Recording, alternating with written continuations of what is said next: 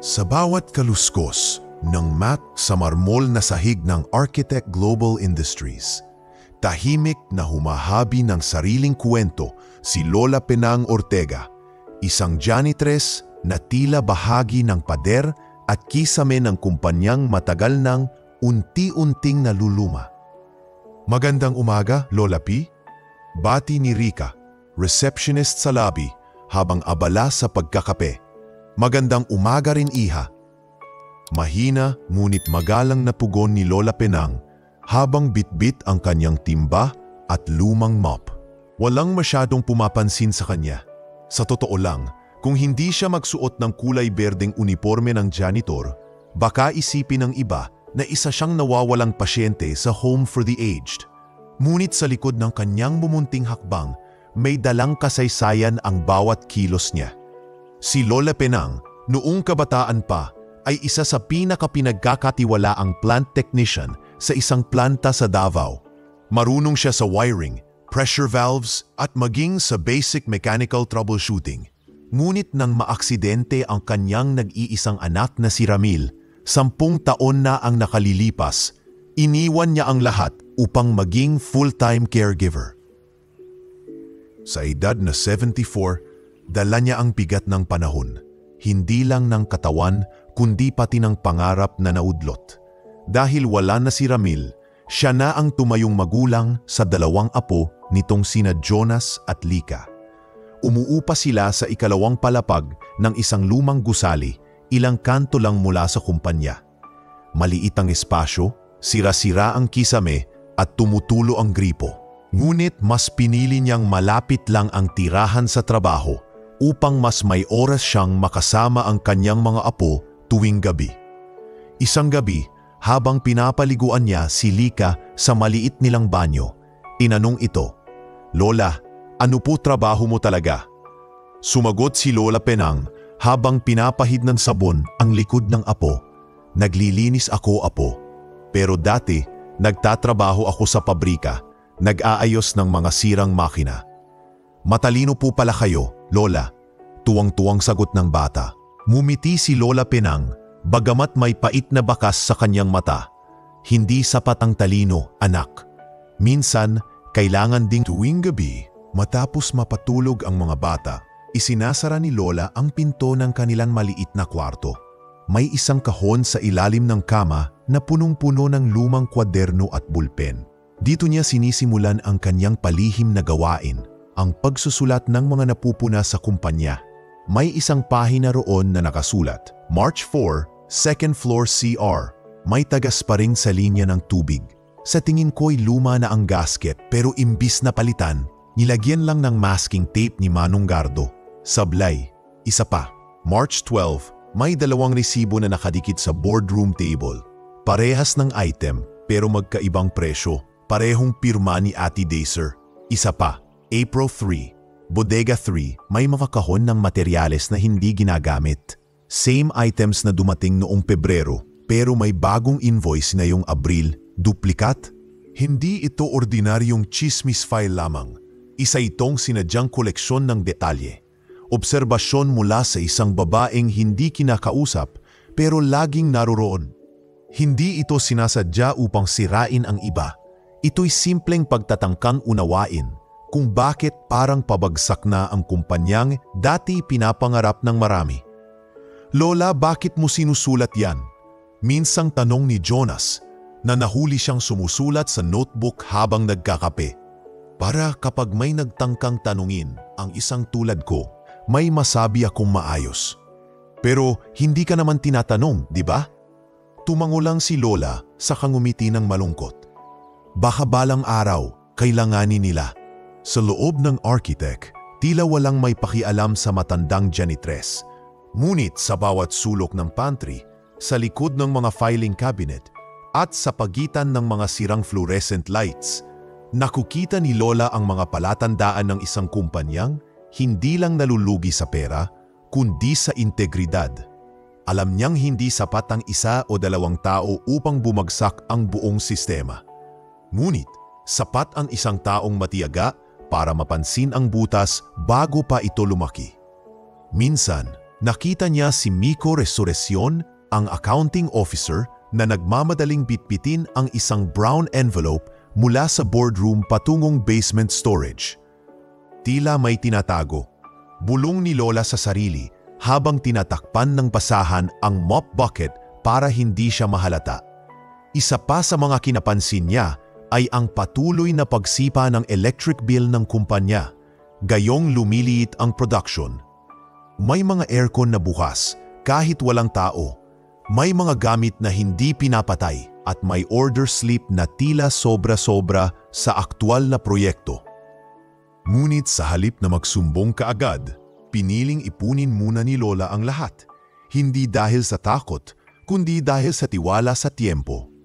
Alam niyang darating ang araw na ang katahimikang kanyang piniling yakapin ay siya ring magiging sagot ng kumpanyang halos hindi siya kilala. At sa loob ng silid na amoy bleach, sa isang lumang notebook na may gasgas na takip at kupas na tinta, nagsisimula ang isang himig ng pagbabago. Hindi mula sa mga architect o CEO, kundi mula sa janitress na tinatawag lang ng lahat bilang Lola P. Isang mainit na umaga, halatang may kaba sa paligid ng Architect Global Industries. May kakaibang katahimikan sa loob ng opisina. Parang lahat ay nag-aabang ng hindi magandang balita. Pumasok si Lola Penang, bitbit ang kanyang mop at timba, kagaya ng karaniwan, ngunit napansin niya agad ang sulyapan at bulungan ng mga empleyado sa hallway. Paglapit niya sa main lobby, narinig niya si Rika na bumubulong sa kaibigang si Jo Marie, ang messenger. Isang town hall meeting daw na yung 11:00, mukhang may announcement na masama, bulong ni Rika. Baka ito na nga ang sinasabi nilang closure, Rika. Sabi ni Sir Alvin, halos wala ng kliyente, puro kanselado. Sagot ni Jo Marie, may halong lungkot sa boses. Napahinto si Lola Penang, pinakinggan niya ang usapan. Tumango-tango siya sa sarili, hindi na siya nagulat. Ilang linggo na rin niyang napapansin ang pagliit ng mga proyekto, ang pag-alis ng ilang staff at ang paminsang pagtatalo sa accounting office. Nang mag-alas 11, nagsimula ang town hall sa maliit na function room. Sa dulo ng kwarto, nanatili si Lola sa gilid, hawak pa rin ang map. Hindi siya umupo. Wala rin naman talaga siyang upuang nakalaan. Tahimik siyang nakikinig. Tumayo sa gitna ng entablado ang CEO, si Isidro Ong. Matangkad, payat at may bahid ng pagod sa kanyang mukha. Suot ang puting barong, ngumiti ito ng pilit bago nagsalita. Magandang umaga sa inyong lahat. Panimula ni Isidro habang hawak ang lapel mic. Alam kong may mga usap-usapan na. At bilang inyong CEO, responsibilidad kong sabihin sa inyo ang totoo. Nagkatinginan ang mga empleyado. Tumigil sa pagsusulat si Rika, tumigil sa pagkukuskos si Lola. Ang kumpanya ay kasalukuyang nasa masalimuot na sitwasyon sa pananalapi. Sa loob ng 6 na buwan, kung hindi tayo makakabangon, posible tayong magsara. May suminghot sa likod. Si Clarissa, ang HR head, ay yumuko habang may kumakagat ng labi sa harap, isang junior architect. Ilan ang napapikit, parang tinamaan ng bigat ng salitang pagsasara. Hindi ko kayo pagbubulaanan, patuloy ni Isidro. Marami tayong kanseladong kontrata, 2 sa pinakamalaki nating kliyente ay umatras. At ang kinikita natin sa ngayon ay hindi sapat sa ating operational cost. Tahimik ang buong silid, walang tumunog na cellphone, wala ring nag-usap. Sa gitna ng katahimikan, napatingin si Isidro sa lahat ng empleyado at biglang nagsalita ng diretsyo. Kung may makakatulong sa atin para masagip ang kumpanyang ito na ang panahong magsalita. Pero walang nagsalita. Hanggang sa natapos ang pulong at nagsiuwian ng mga tao na may mabibigat na hakbang. Parang lumiliit ang espasyo sa loob ng kumpanya. May ilang senior architect ang agad nagpadala ng resume sa labas. Narinig ni Lola ang usapan sa pantry. Ako, mag-a-apply na sa Cinco Design. Sabi ng isa, same here. Hindi na tayo sigurado dito. Sayang. Pero kailangan kumilos. Lumipas ang 2 araw. Sa bawat paglalakad ni Lola, lalong dumadami ang napupunan niya. May mga bagong biniling materyales kahit walang proyekto. May mga hindi pinapasok na tauhan, pero andun pa rin ang pangalan sa payroll. Muling binuksan ni Lola ang kanyang kwaderno. Puno na ito ng mga entry. Isang gabi, habang nililinis ang hallway malapit sa accounting department, narinig niyang nag-uusap sina Miko Resurreción at ang assistant accountant na si Lila. Hindi nagtutugma ang declared assets sa physical inventory. May nawawalang 12 mil. Bulong ni Lila. Don't stress about it, Lila. Just fix the reports. Alam mo na kung paano yan. Sagot ni Miko, sabay tapik sa balikat nito. Pagkatalikod nila, tahimik na humakbang si Lola papasok sa accounting office at sinulyapan ang isang papel na naiwan sa printer. Asset Adjustment Summary, Discrepancy, 12,443,000 pesos. Kinabukasan, bitbit ang kanyang lumang notebook. Lakas loob siyang pumunta sa accounting. Kumatok siya sa pinto ng opisina ni Miko. Nakita niya ang binata, abala sa pag-e-encode. Sir Miko, pwede ba kitang makausap sandali? Tanong ni Lola. Napakunot noo si Miko. Lola P, anong kailangan niyo? Kasi po, may mga napapansin lang ako na baka makatulong. Tungkol po sa assets at billing. May mga naisulat ako rito. Pwede ko po sanang maipakita. Bago pa siya matapos, napailing na si Miko. Tumayo ito at ngumisi ng malamig. Lola, janitor ka lang. Huwag ka nang makialam sa mga bagay na hindi mo naiintindihan. Linisin mo na lang ang hallway, ha? Parang binuhusan ng malamig na tubig si Lola. Hindi siya nagsalita. Tiningnan lang niya si Miko sa tamarahang tumalikod. Bit-bit pa rin ang notebook. Bumalik siya sa kanyang pwesto. Imbes na madismaya, lalo siyang tumapang. Kung ayaw nilang makinig ngayon, darating din ang araw na kailanganin nila ang bawat tipik sa notebook na to. Mahina niyang sabi habang pinupunasan ang salamin ng hallway. At loob ng lumang kwaderno, nananatiling buo ang pangarap ni Lola, hindi para sa sariling kapangyarihan, kundi para sa katotohanang matagal nang dinadaan sa walis, tinatakpan ng mop at binubura ng limot. Sa kabila ng malamlam na kinabukasan ng Architect Global Industries, si Lola Penang ay mas lalong naging masigasig sa kanyang tahimik na pagmamatyag. Habang ang ibang empleyado ay nagmamadaling makahanap ng trabaho sa ibang kumpanya, si Lola ay lalong pinag-iigihan ang pagsulat sa kanyang luma at gusgusing notebook. 3 taon na siyang janitress at sa panahong yun, hindi lang alikabok at kalat ang nililinis niya, kundi ang kapalpakan at kabuktutan na unti-unting pumapatay sa kumpanya. Sa bawat pahina ng kanyang notebook, tila isa siyang investigador sa isang silent mission. May detalye ng mga transaksyong hindi nagtutugma, mga delivery na walang kasunod na proyekto at mga pirma ng taong paulit-ulit na nauugnay sa mga kadududang galaw. Isang pangalan ang paulit-ulit niyang nakikita, Attorney Raul Dacer. Isang gabi, matapos mapatulog ang mga bata, lumabas siya ng kwarto, bit-bit ang kanyang notebook at lumang folder na puno ng resibo. Sa maliit na mesa sa kusina, naghihintay na ang kanyang pamangkin na si Benjo, isang second-year accounting student sa public university. Maayos ang pagkakaayos ng laptop ni Benjo at kahit sira-sira ang upuan nila, may silbi ito sa misyon nilang dalawa. Benjo, ito na yung dagdag ko kanina. Yung resibo ng paint supply, parang doble ang charge, pero parehong supplier. Kinuha ito ni Benjo at tumango. Ito na yung ika-4 na beses na ganito, La. At parehong pirma ni Dacer ang nasa acknowledgement slip. Grabe, binuksan ni Benjo ang kanyang Excel file. Doon niya pinasok ang mga datos na nakuha nila mula sa notebook ni Lola. May formula siyang nilagay para makita ang pattern at malinaw ang resulta.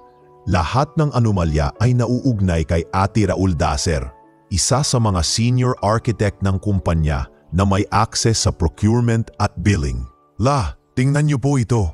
Yung 14 na suspicious transactions, 11 sa kanila ay si Dacer ang approving signature. Tapos, yung 3, siya rin ang nag-recommend. Matagal ko na siyang hinihinala, bulong ni Lola.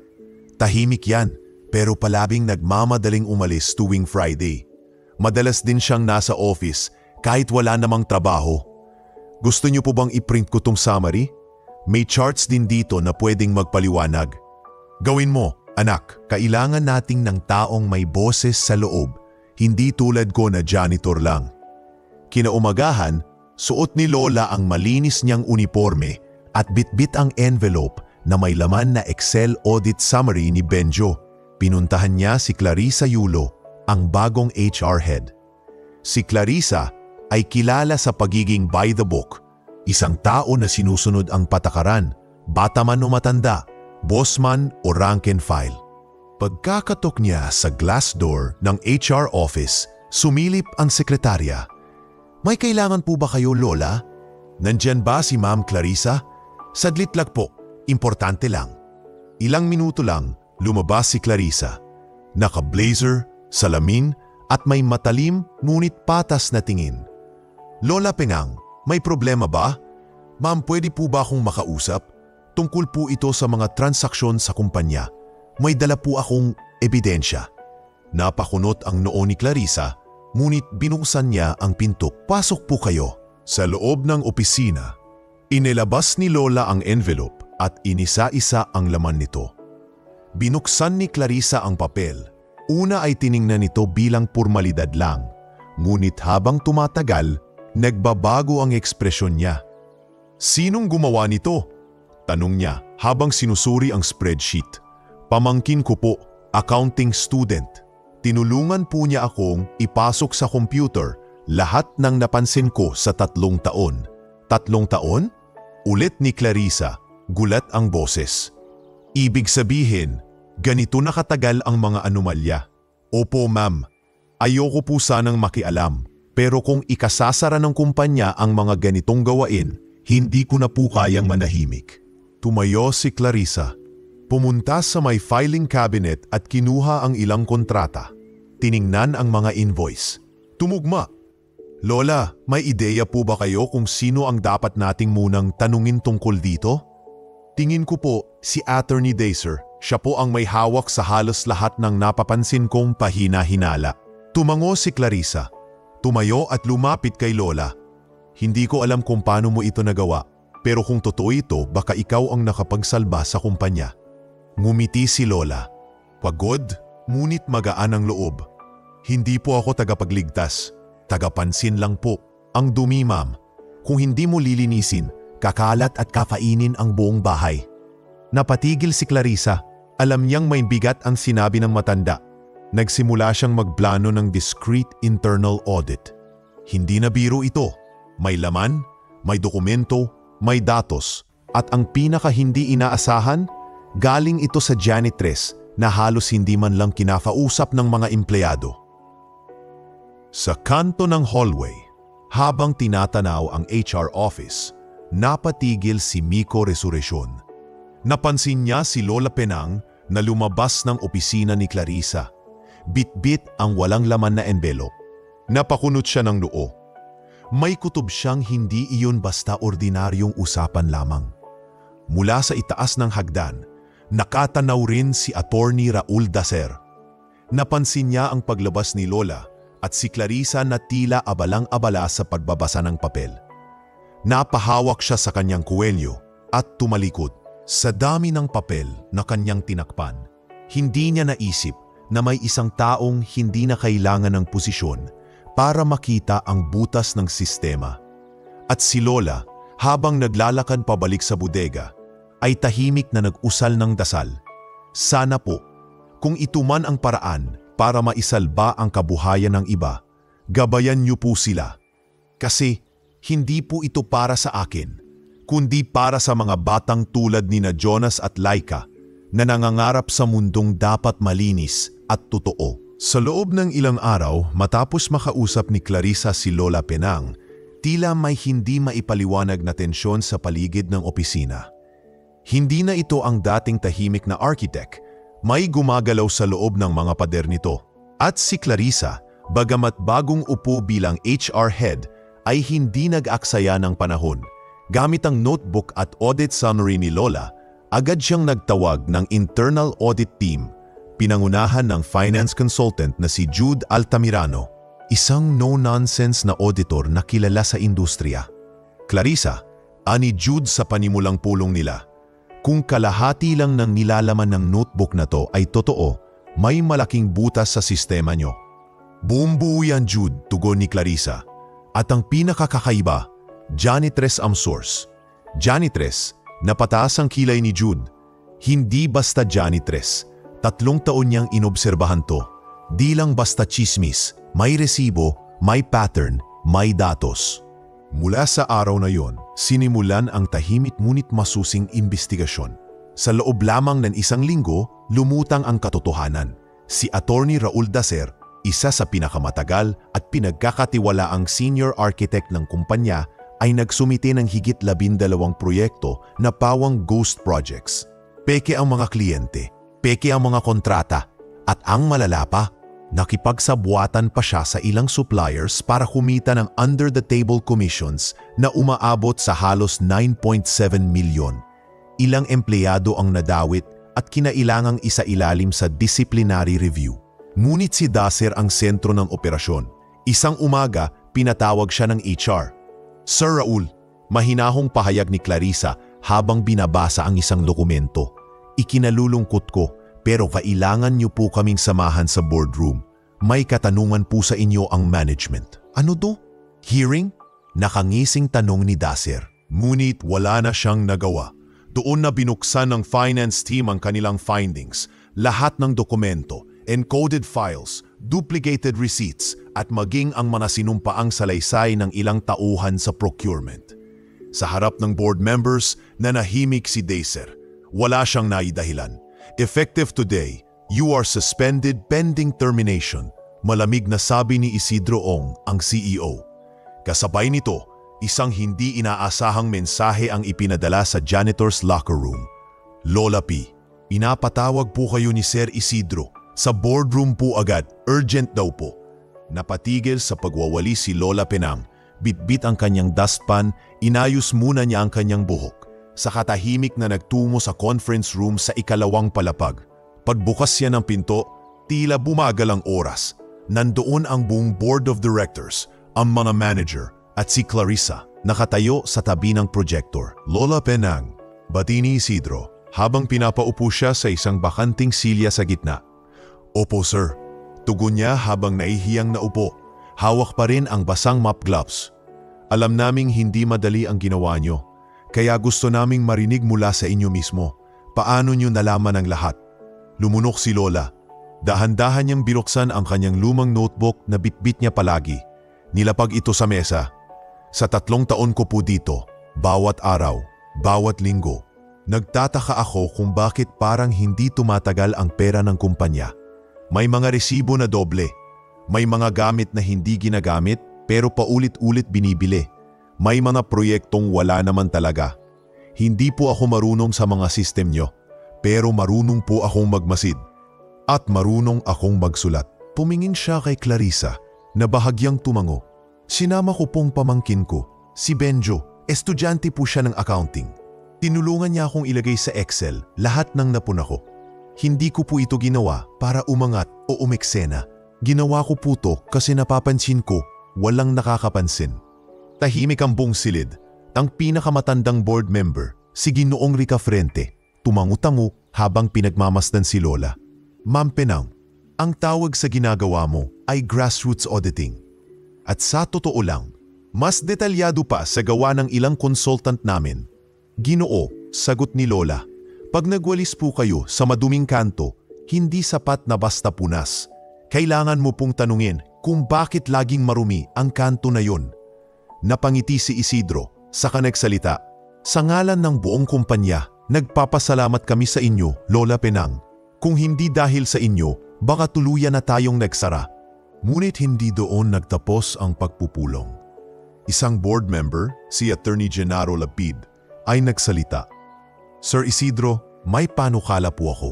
Bakit hindi natin gawing standard practice ang ganitong sistema ni Ma'am Penang? Simpleng monitoring pero may epekto. Hindi ito digital pero totoo. Muling nagkatinginan ng lahat. Isa-isang tumango. Bumuo sila ng proposal para gawing bahagi ng corporate culture ang tinatawag na Integrity Mapping Program. Isang internal review system na isasagawa ng mga empleyado mula sa iba't ibang level, kasama na ang mga hindi opisyal, tulad ng janitors, messengers at security guards. Nang matapos ang pagpupulong, pinigilan ni Isidro si Lola bago ito umalis. Lola Penang, seryoso niyang sabi, "Kung papayag kayo, gusto ko po kayong gawing consultant para sa bagong review committee." Napatingin si Lola. Natawa ito ng bahagya. Sabay sabing, "Sir, linis lang po ang alam ko. Pero ikaw lang ang nakapansin sa dumi ng sistemang hindi namin nakita. At para sa akin, mas mahalaga yon kaysa kahit anong titulo." Habang lumalabas si Lola sa silid, ang kanyang mga hakbang ay hindi na kasing tahimik. Ang bawat yabag niya parang pinalakpakan ng mga pader. Hindi dahil sa mop na hawak niya, kundi dahil sa integridad na hindi kailanman naalis sa kanyang pagkatao. At mula sa sulok ng hallway, ilang empleyado ang tahimik na napatingin at bahagyang tumango.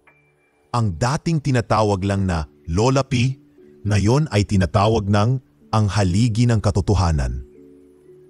Maalipas ang ilang linggo mula nang mabunyag ang anomalya sa loob ng Architect Global Industries, nagsimula nang maramdaman ang pagbabago, hindi lang sa sistema kundi pati sa pananaw ng bawat empleyado. Mula sa pagiging isang naluluging kumpanya, unti-unting bumalik ang sigla ng operasyon. At sa pinakasentro ng lahat ng ito ay ang simpleng sistema ni Lola Penang na tinawag ng ilan bilang walis papel method, isang kombinasyon ng obserbasyon, pagsusulat at pagkakaroon ng malasakit. "Clarissa, update mo nga ako tungkol sa financial tracking," utos ni CEO Isidro habang nakaupo sa bagong ayos na executive conference room. "Sir," tugon ni Clarissa habang hawak ang isang tablet, "sa loob lang ng 3 buwan, naibalik natin ang 9.7 million pesos sa cash flow. At ito pa po, nakita namin sa audit na may 28 million pesos na nakatagong assets na hindi properly encoded. Mukhang intentionally itinago." Natahimik si Isidro at napalingon sa malayo.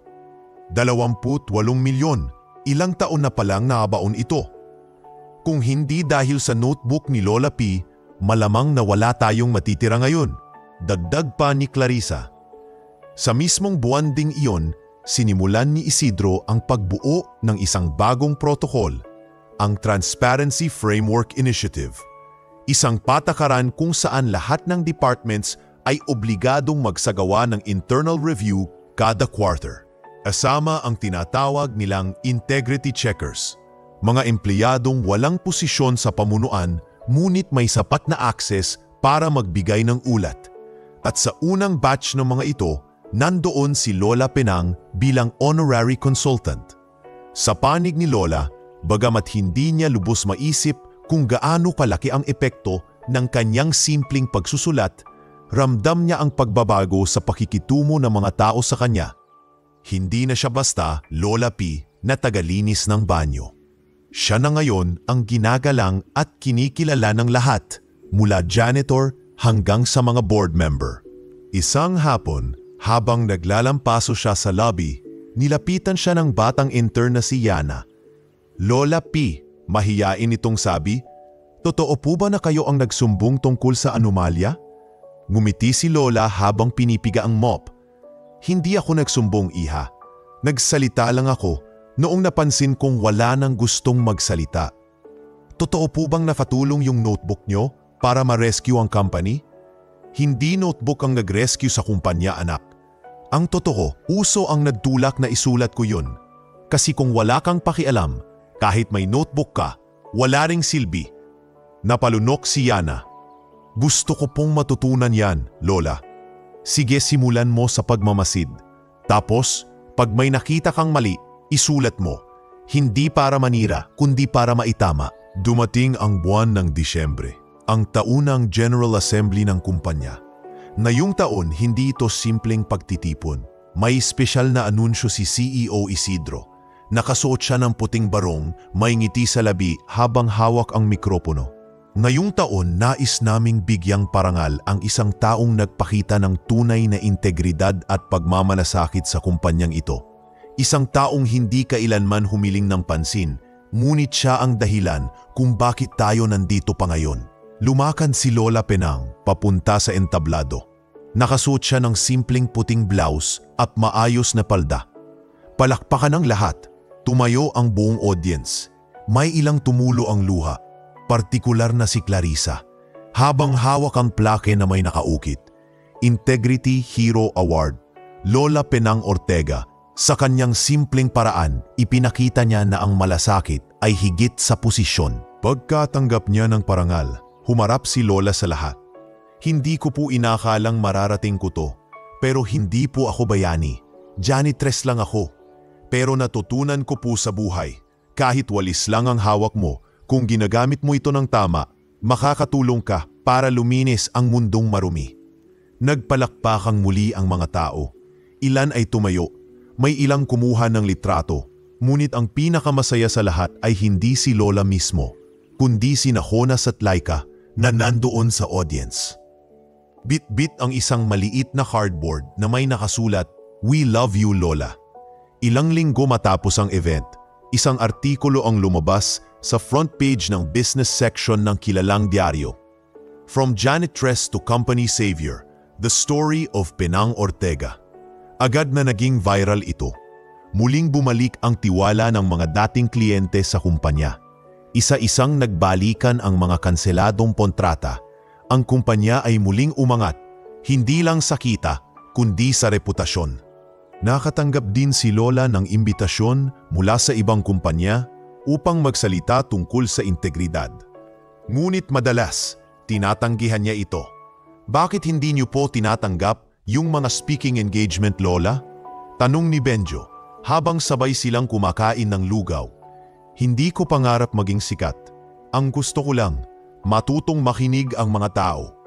Hindi kailangan ng mikropono para marinig ka. Minsan, sapat na ang tamang gawa at habang ang buong architect ay abala sa pagpaplano ng bagong proyekto, si Lola Penang ay nagbabalik sa kanyang dating routine.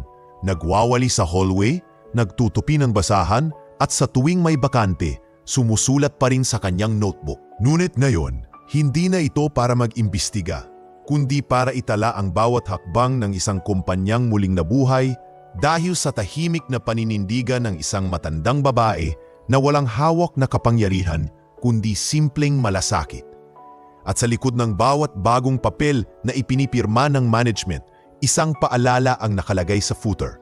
Inspired by the integrity of Penang Ortega. Dahil sa mundong puno ng ingay, minsan ang pinakamalinis na boses ay nanggagaling sa taong matagal nang hindi pinapansin. Hindi nagtagal, kumalat sa buong kumpanya ang usap-usapan tungkol kay Lola Penang.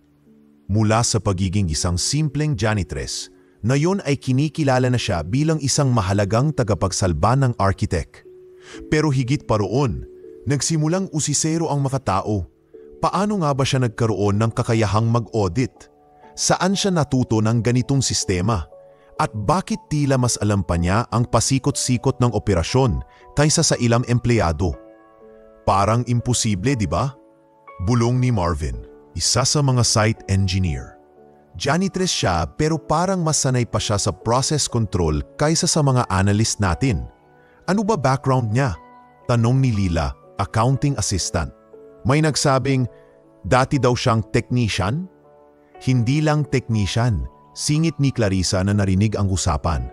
Ayon sa file niya sa HR, scholar siya noon sa West Philippine Institute of Engineering. Pang top-notcher daw sa klase, pero hindi natapos. Napatingin silang lahat kay Clarissa. Bakit hindi niya tinuloy? Buntis siya, nagkaanak sa edad na 17. Tumigin siya sa pag-aaral para magtrabaho agad sa planta sa Davao. Doon daw siya unang natuto ng systems monitoring. Grabe, bulas ni Marvin. Buhay pang telebisyon pala. Ngunit ang hindi nila alam, may isa pang koneksyon na mas malalim, mas personal. At ito'y hindi rin alam ni Lola Penang hanggang sa mismong araw na yun. Sa isang meeting ng Executive Committee, present si Lola Penang bilang honorary consultant. Kasama niya sina Clarissa, Jude at ang ilang heads ng department. Si CEO Isidro Ong habang binabasa ang kanyang tablet ay napatigil sa pangalan ni Lola. Lola Penang, yung full name niyo po ay Penang Cruz Ortega, tama? Tanong ni Isidro habang nakakunot ang noo. Opo sir, sagot niya. May tanong lang po ako. Nagturo ba kayo noon sa night class sa Maynila, mga late 80s? Napangiti si Lola. Abay oo naman. Sa San Rafael Technical Center, tuwing Sabado ng gabi. Bakit po? Ma'am, biglang bumagal ang boses ni Isidro. Hindi ko alam na ikaw pala yung teacher ko noon sa adult education program. Nanlaki ang mata ni Lola. Isidro Ong, ikaw ba yung estudyanteng laging huli pero laging perfect sa exam? Tumawa ang CEO at tumango. Ako nga yun, ma'am. Hindi ko makakalimutan yung assignment nyo tungkol sa integrity-based process mapping. Pero hindi ko inakalang kayo pala si Lola P. Hindi mo rin naman ako makikilala sa itsura ko ngayon. Biro ni Lola, sabay tawa. Napatingin ang buong committee sa kanila. Ang kanilang pinuno pala, noon ay estudyante ng matandang janitress. At ngayon, sa pag-inog ng panahon, ang dating guro ay muling nagtuturo. Hindi sa harap ng blackboard, kundi sa mismong loob ng isang korporasyon. Ma'am Penang, kung tutusin, kayo ang nagtanim ng pundasyon kung bakit ako naging CEO. Kung hindi dahil sa mga klase niyo noon, baka hindi ako natutong pahalagahan ng proseso. Hindi ko man nasabi noon, pero ngayon gusto kong magpasalamat. Naging emosyonal ang tagpong iyon. Si Clarissa ay napailing at napangiti. Hindi talaga ako magugulat kung may pelikula na itong buhay ni Lola. Nang matapos ang meeting, habang naglalakad palabas ng conference room, hinarang siya ni Jude, ang auditor. Lola Penang, alam niyo po kapag may system kami na ganito kalalim ang grasp at consistency, ang tawag namin doon ay legacy process owner. Ang ibig mong sabihin, matanda, natatawang tugon ni Lola. Hindi Lola, sabi ni Jude. Ang ibig kong sabihin, kayong klase ng tao, bihira. At kung may mga batang professionals na matuto sa inyo, sigurado akong gaganda ang kinabukasan ng industriya natin. Natahimik si Lola. Humugot ng malalim na hininga habang tinatanaw ang kabuuan ng opisina. Ilang taon na siyang naglalakad sa hallway na ito, dala ang mop, walis at basahan. At ngayon, dala na rin niya ang respeto at pagkilala ng buong kumpanya. Pagsapit ng gabi, habang tinutulungan niya si Jonas sa paggawa ng homework, nagtanong ito, Lola, sabi po ng classmate ko, trending daw kayo. May video po sa Facebook, yung speech niyo raw. Hala, may video pala yon? Gulat na tanong ni Lola habang hawak ang glasses. Opo, tapos may nagsabi rin po na dati kayong teacher. Totoo po ba? Totoo apo, matagal na yon, panahon pa ng Walkman. Ano po yun? Hay nako, wag na nating pag-usapan, matanda na yan. Napangiti si Lola, hindi mo kailangang maging sikat, Jonas, maging mabuti ka lang. Minsan, ang kabutihan parang alikabok, hindi mo agad mapapansin pero kapag nawala, mararamdaman mo ang bigat ng hangin. Sa gabing iyon, habang nakatingin sa notebook niya, hindi na lang basta numero o detalye ang isinulat ni Lola. Isang mensahe na para sa kanyang mga apo at sa sinumang mapadpad sa mga pahina nito. Ang kaalaman ay hindi natatapos sa paaralan. Ito'y patuloy na lumalalim sa katahimikan, sa obserbasyon at sa kabutihang walang kapalit. At doon, sa ilalim ng lumang ilaw sa kusina, nagpatuloy sa pagsusulat si Lola Penang. Hindi para lamang mag-imbestiga, kundi para magpatuloy sa pagiging guro, sa paraang alam niyang pinaka-epektibo, sa pamamagitan ng simpleng pamumuhay na may dangal, disiplina at puso. Isang umaga, habang papasok si Lola Penang sa Architect Global Industries, sinalubong siya ni Clarissa sa may lobby. Bitbit nito ang isang sobre at tila may pag-aalinlangan sa kanyang ekspresyon. Lola P, sandali lang po, tawag ni Clarissa habang lumalapit. Oh, anong meron iha? Tanong ni Lola habang inaayos ang kanyang ID at suot na gloves. Gusto po kayo kausapin ni Sir Isidro. May inihanda po silang alok para sa inyo. Napakunot ang noo ni Lola. Ako? Anong klaseng alok? Mas mabuting siya na po ang magpaliwanag, sagot ni Clarissa na bahagyang ngumiti. Ilang minuto ang lumipas, nasa loob na si Lola ng opisina ni CEO Isidro Ong. Sa harap ng mesa, nakaupo si Isidro at may hawak na dokumentong may architect letterhead.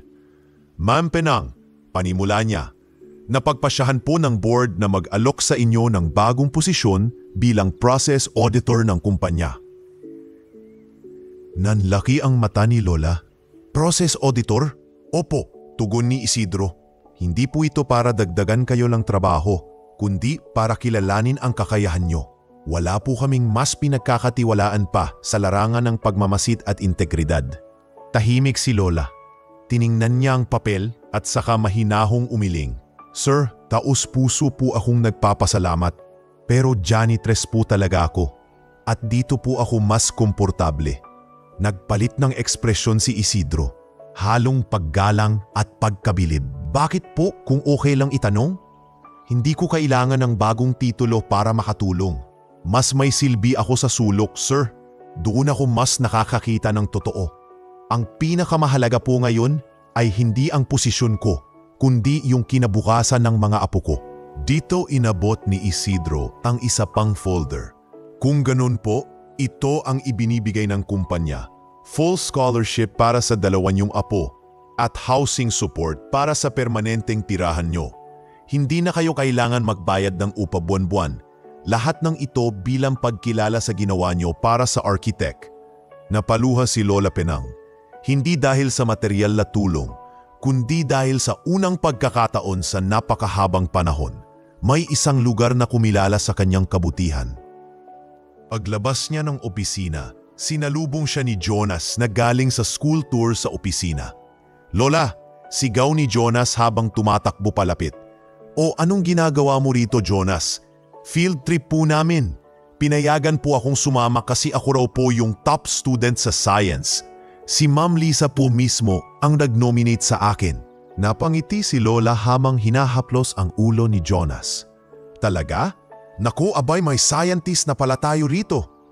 Lola, sinabi ko sa teacher ko, gusto ko pong gumawa ng robot na katulad nyo. Naku, bakit naman katulad ko? Yung tahimik pero matalino at marunong maglinis ng problema. Sabay silang natawa. Sa gilid ng koridor pinanood sila ni Clarissa at hindi mapigilang mapangiti sa tanawin. Isang batang puno ng pangarap at isang matandang naging ilaw ng katapatan. Dumating ang susunod na town hall meeting. Hindi ito karaniwang pagpupulong. May espesyal na tagapagsalita. Walang iba kundi si Lola Penang Ortega. Nakasuot siya ng malinis na puting blouse, pantalon at suot ang kanyang lumang wristwatch na galing pa sa kanyang asawa. Habang nakatayo sa entablado, hinawakan niya ang mikropono na parang hindi na bago sa kanya ang ganitong eksena. Magandang araw po sa inyong lahat, panimula ni Lola. Baka nagtataka kayo, bakit isang janitress ang nakamike sa harap nyo? Ganito rin po ang tanong ko sa sarili ko. Pero heto po ako, hindi dahil gusto kong marinig, kundi para ibahagi ang aral ko sa buhay. Ang simpleng pagmamasid ay pwedeng maging malaking pagkilos. Tahimik ang buong hall, lahat ay nakikinig. 3 taon ko pong sinulat ang mga napupuna ko, hindi para manira, hindi para magpasikat, kundi para hindi manahimik habang may mali. Akala natin, ang hindi pakikialam ay katahimikan. Pero sa totoo lang, kabaliktaran yon. Dahil ang katahimikan sa harap ng mali ay isang uri ng pagpayag. Muling nagpalakpakan ang mga empleyado. May ilang napaluha. Si Isidro ay tumango at si Clarissa ay sumulyap sa kanya na tila nagsasabing tama ang desisyon natin. Samantala, sa isang sulok ng bahay nila sa gabi, si Benjo, ang pamangkin ni Lola, ay abala sa harap ng laptop. Sinimulan niyang isulat ang kanyang unang blog entry. Kwaderno ni Lola, mga aral mula sa isang tahimik na guro. Hindi ako lumaki sa isang maginhawang buhay, pero lumaki ako sa kwento. Ang unang istoryang minahal ko ay hindi fiksyon, hindi nobela, kundi ang buhay ng isang janitress na piniling magsulat ng totoo sa isang notebook imbes na hayaan ang mali. Siya si Lola Penang. At lahat ng alam ko tungkol sa tapang, tungkol sa disiplina, tungkol sa integridad ay galing sa kanya. Sa loob lamang ng 3 araw matapos i-post ni Benjo ang blog, naging viral ito sa professional community. Maraming estudyante at atang profesional ang nagbahagi ng kanilang saloobin. May mga nagsimulang magsulat ng sariling kwaderno ng pagmamasid at ang hashtag na kwaderno ni Lola ay umabot sa trending list ng bansa. Samantala, si Lola Penang ay tahimik pa ring nagwawalis sa hallway ng architect. Ngunit bawat taong nadadaanan niya ay hindi na lumalampas ng hindi bumabati. "Good morning po, Lola Penang. Salamat po sa inspirasyon, Ma'am Penang." At sa tuwing may magpapasalamat, lagi niyang tugon ay simpleng ngiti at ang mga salitang, "Basta't gawin mo ng tama ang trabaho mo, araw-araw kang may silbi." At sa mundong laging naghahanap ng titulo, posisyon at pagkilala, nandoon si Lola Penang, isang simpleng janitress na nagsilbing patunay na ang tunay na dangal ay hindi kailanman nakabase sa taas ng ranggo, kundi sa lalim ng puso. Hindi nagtagal matapos ang pagsikat ni Lola Penang at ang pagtaas muli ng reputasyon ng Architect Global Industries, dumating ang isang bagong tauhan na nagbago ng ihip ng hangin sa kumpanya. Si Cassandra Villanueva, isang 34 anyos na manager na galing sa isang multinational firm sa Singapore. Matapang, modernong mag-isip at lubos na naniniwala sa automation at efficiency. Sa kanyang unang linggo pa lang, agad niyang iniutos ang pag-review ng janitorial operations. "Napag-iiwanan na tayo sa sistema," paliwanag niya sa isang department meeting. "May robotic janitorial equipment na ngayon. Mas mura, mas mabilis, mas malinis. Bakit tayo magbabayad ng 8 janitor kung isang makina lang ang kailangan?" Napatinginan ang ilang empleyado. Tahimik si Clarissa habang si Isidro ay nagbabasa lang ng notes sa gilid. Ngunit si Cassandra, matigas ang paninindigan. "Efficiency is profit," dagdag pa niya. At kung ang isang janitor ay hindi na kayang makasabay sa teknolohiya, it's time to step aside.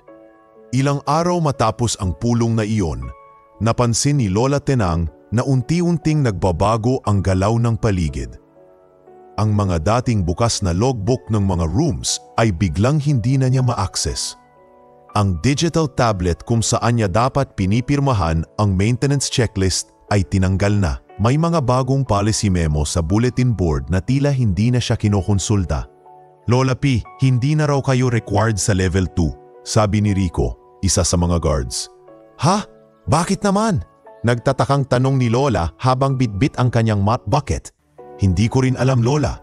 Basta sabi ni Ma'am Cassandra, automated na daw doon." Maya-maya, habang naglilinis siya sa lobby, dumaan si Cassandra kasama ang ilang interns. Huminto ito sa tapat ni Lola at nagpakawala ng mapait na salita. "Kayo pala yung sikat na Lola," ani Cassandra habang nakataas ang kilay. Tumango lang si Lola at ngumiti. "Ako nga po. Kaya siguro hindi kayo masibak-sibak. Pero alam nyo ba, kahit anong yaman pa ang naisalba nyo noon, matanda pa rin kayo ngayon. And let's face it, obsolete." Parang kumirot sa dibdib ni Lola ang mga salitang iyon. Ngunit hindi siya nagsalita, hindi siya nagalit, hindi siya lumaban. Bagkus, inayos niya ang pagkakatupi ng kanyang basahan at marahang sumagot. Ang robot kayang maglinis, pero hindi nito kayang makakita ng mali sa mata ng tao.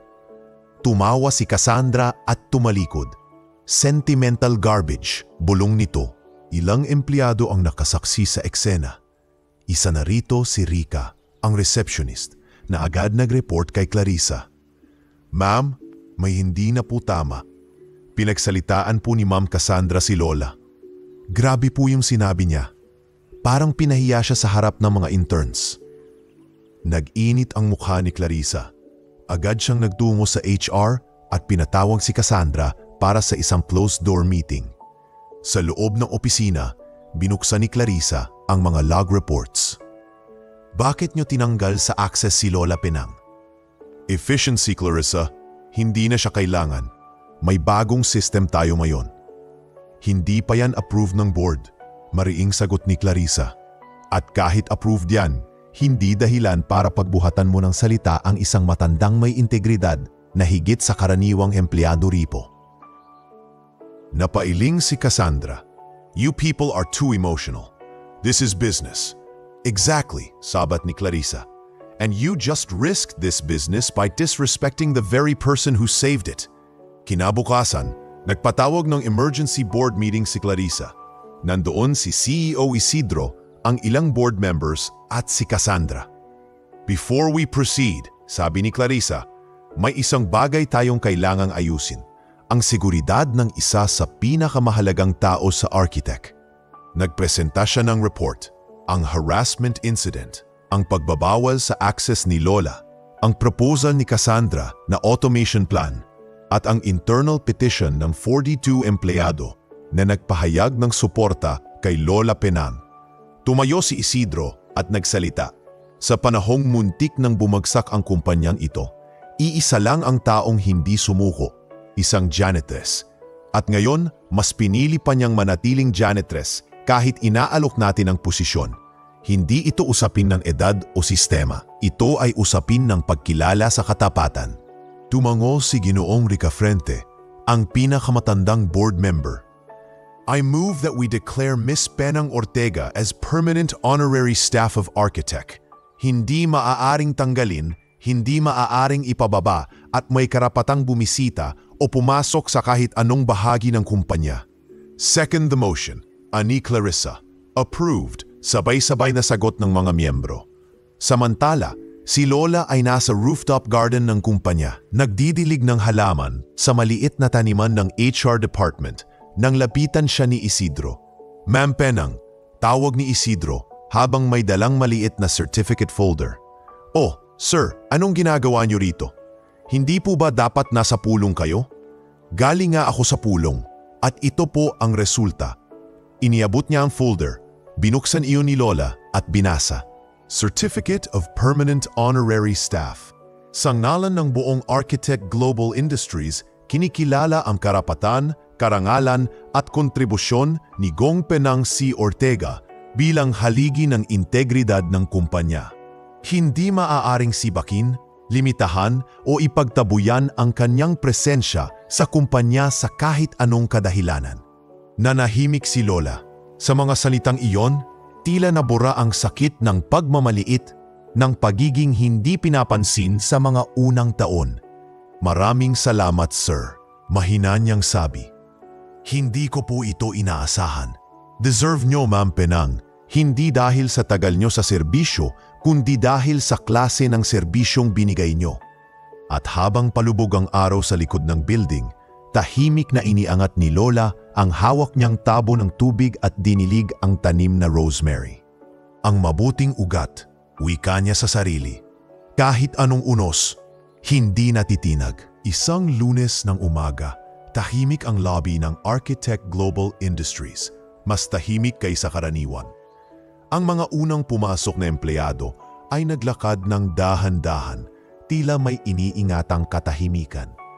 Nasa sulok ng lobby ang maliit na bench na palaging inuupuan ni Lola Penang tuwing break. Nandoon pa rin siya. Akala ng lahat natutulog lamang siya gaya ng dati. Nakayuko ang ulo. Nakapold ang mga kamay sa kanyang kandungan at may maliit na thermos ng kape sa gilid. Ngunit nang lapitan siya ni Rica, ang receptionist, may kakaibang naramdaman ang dalaga. Lola? Marahang tawag ni Rica. Okay ka lang po? Walang tugon. Dahan-dahang inilapat ni Rica ang kamay sa balikat ni Lola. Malamig, nang bahagyang tinapik ito at hindi gumalaw, agad siyang napaatras. Sir Kiko, sigaw niya sa gwardya, "Paki-check po si Lola." Agad lumapit si Kiko at sinubukang gisingin si Lola. Ilang segundo pa ay mabilis na tumawag ng nurse ang HR. Pero sa kabila ng kanilang pagsisikap, iisa lamang ang diagnosis. Pumanaw na si Lola Penang Ortega habang nakaupo sa kanyang araw ng pahinga. Walang sakit, walang hinga, wala ring iniwang hiyaw ng paghihinagpis. Tahimik siyang umalis, kasing tahimik ng buong buhay niyang ginugol sa pagmamasid, paglilinis at pagtutuwid ng mali sa kanyang simpleng paraan. Ilang oras lang ang lumipas, kumalat ang balita sa buong kumpanya. Isa-isang nagsidating ang mga empleyado, hindi upang magtrabaho, kundi upang magbigay galang. Sa tapat ng bench niya, inilagay ang isang puting tela. Inilapag doon ang kanyang mop, dustpan at paboritong kwaderno na kulay asul. May mga bulaklak na biglang nagsulputan, rosas, sampagita at ilang handmade na papel na may nakasulat na, "Maraming salamat Lola Penang, hindi ka naming malilimutan. Ikaw ang tunay na haligi ng architect."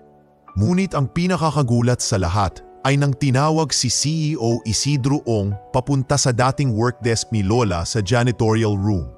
Doon sa maliit na drawer sa ilalim ng mesa, may iniwang sobre na may nakasulat, "Para kay Sir Isidro kapag ako'y wala na." Sa loob ng sobre may 3 bagay. Una, isang detalyadong architectural sketch ng bagong compact workspace layout. Isang disenyo na akma sa limited space buildings pero may matalinong integration ng green spaces, janitorial pathways, at emergency access. Ikalawa, isang bank passbook nakapangalan sa Architect Foundation, may laman na 1,400,000. Lahat ng ito ay ipon ni Lola mula sa kanyang sweldo, bonuses at tipid pamumuhay. May kalakip na sulat, "Sir Isidro, ito po ang naiipon ko sa loob ng mahigit 2 dekada. Hindi ko po ito ginastos para sa sarili. Itinatabi ko po ito para sa mga batang anak ng mga kasamahan kong janitor, para may pantustos sila sa pag-aaral balang araw. Kung maari po, gamitin niyo itong panimula ng scholarship fund para sa manggagawa." Ang ikatlo at huli, isang maikling ngunit malalim na liham. Hindi ito puro drama. Simpleng wika, ngunit puno ng bigat. "Hindi ko kailanmang hinangad ang titulong mataas. Ang hangan ko lang ay isang mundong patas. Kung ang mga walis ay may sariling pahina sa blueprint ng isang gusali, marahil hindi tayo basta natatapakan. Ang kayamanan ay hindi lang nakatago sa ledger, kundi sa paninindigan ng bawat simpleng manggagawa." Penang C. Ortega. Napaiyak si Isidro habang binabasang liham. Sa isang pulong kinabukasan, dinala niya ang 3 bagay sa harap ng board at buong HR team. "Mga kasama, ipinagkatiwala sa atin ni Lola Penang hindi lamang ang kanyang pinaghirapang pera, kundi pati ang kanyang pangarap.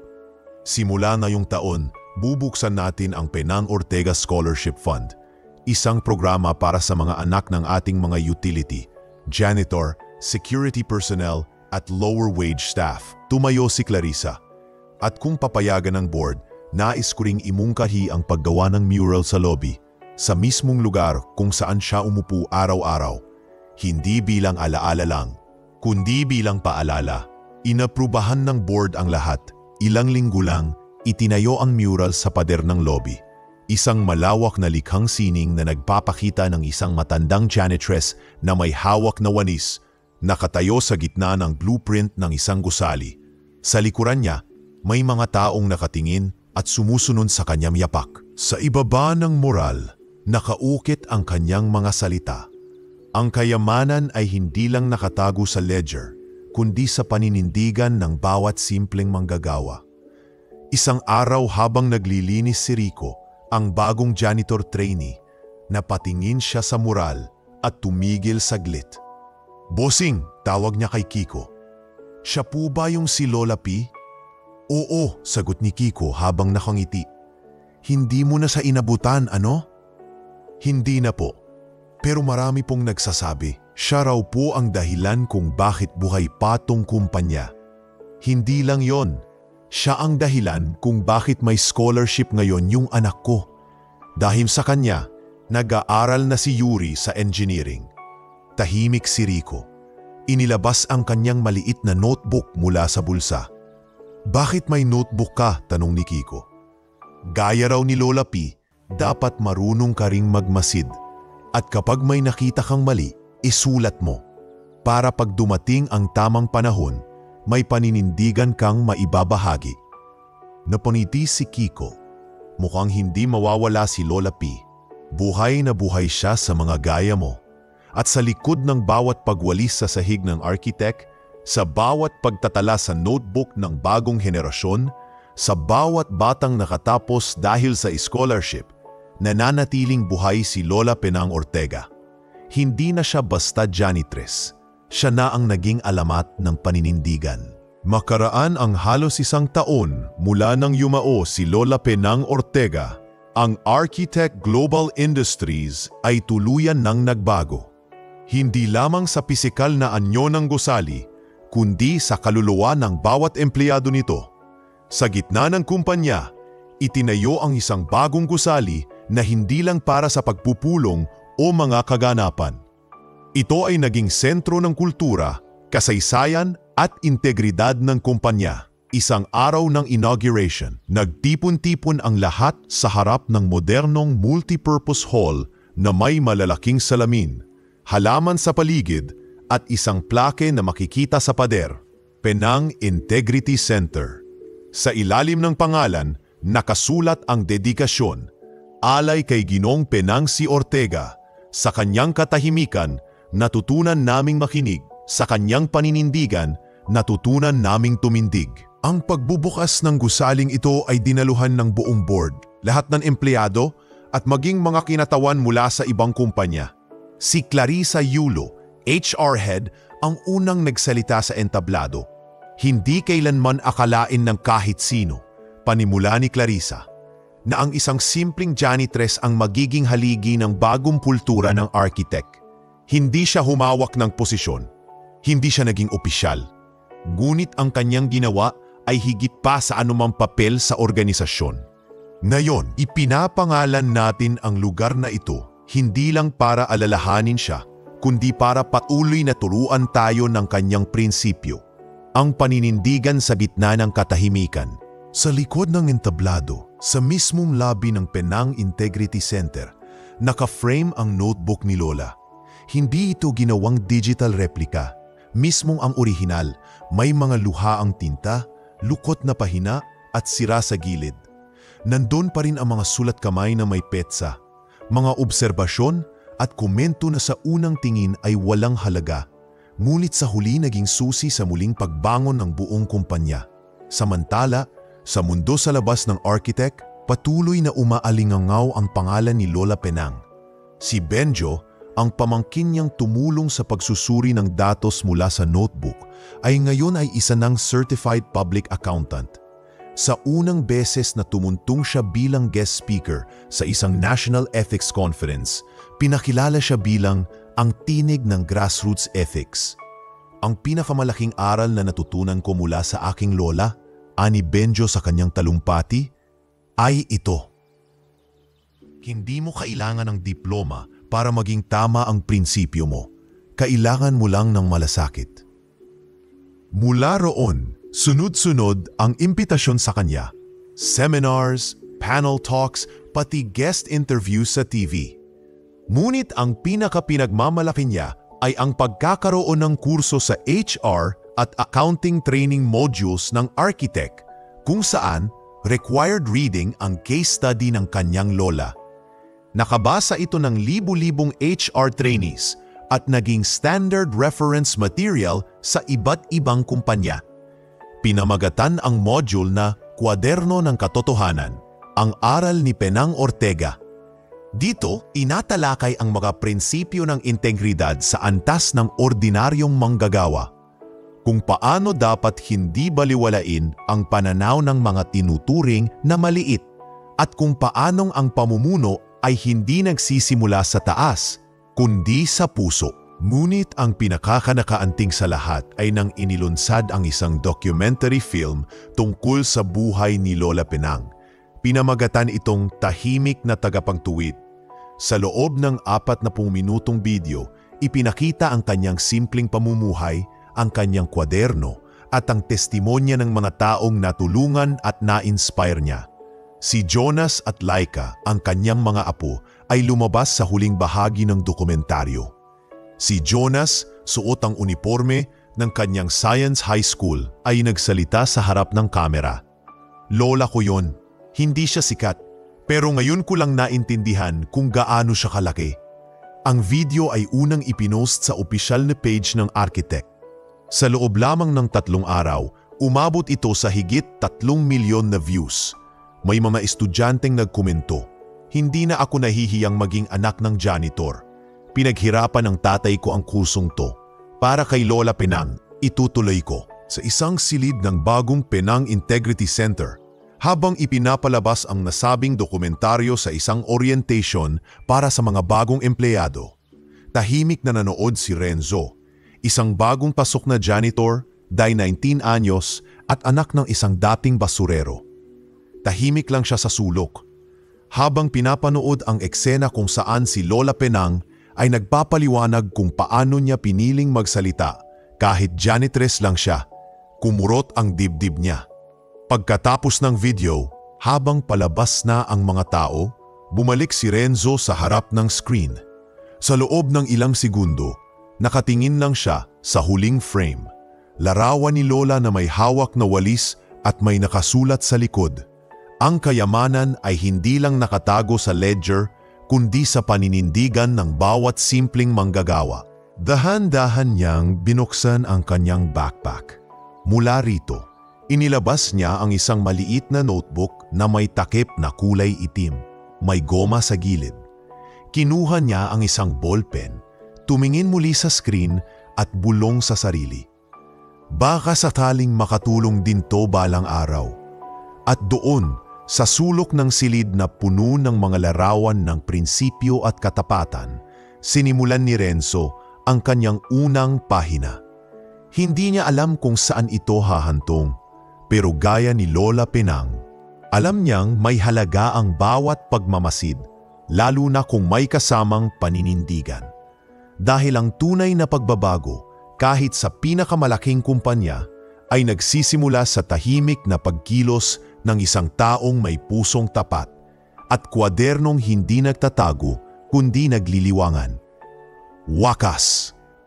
Sa mundong laging inuuna ang ranggo, teknolohiya at makapangyarihang titulo, minsan ay lumilitaw ang isang tulad ni Lola Penang Ortega, isang tahimik na janitress na walang ibang sandata kundi ang kanyang walis, panulat at paninindigan. Sa bawat punas niya sa sahig ng architect, kasabay niyang pinupunas ang dumi ng sistema, ang alikabok ng kapabayaan at ang mga patak ng katiwalian. Hindi siya humingi ng gantimpala, hindi siya naghahangad ng palakpakan. Ang lahat ng kanyang ginawa ay para sa kinabukasan ng mga apo niya at ng mga tulad niya, ang mga tinatawag na maliit ngunit may dalang napakalaking aral. Ngayon, buhay si Lola Penang sa bawat mural na dumudungaw sa hallway, sa bawat scholarship na pinopondohan ng kanyang naiipon, sa bawat batang janitor na may hawak na notebook at sa bawat desisyong pinagbabatayan ng integridad. Sa dulo, hindi siya naging CEO, ngunit siya ang nagturo kung paano dapat mamuno. At kung may isang bagay na iniwan siyang paalala sa ating lahat, ito ay simple ngunit makapangyarihan. Hindi mo kailangang maging malakas para maging tama. Kailangan mo lang tumindig kahit tahimik. Ito ang kwento ni Lola Penang, ang janitress na hindi lamang naglinis ng gusali, kundi ng buong sistema.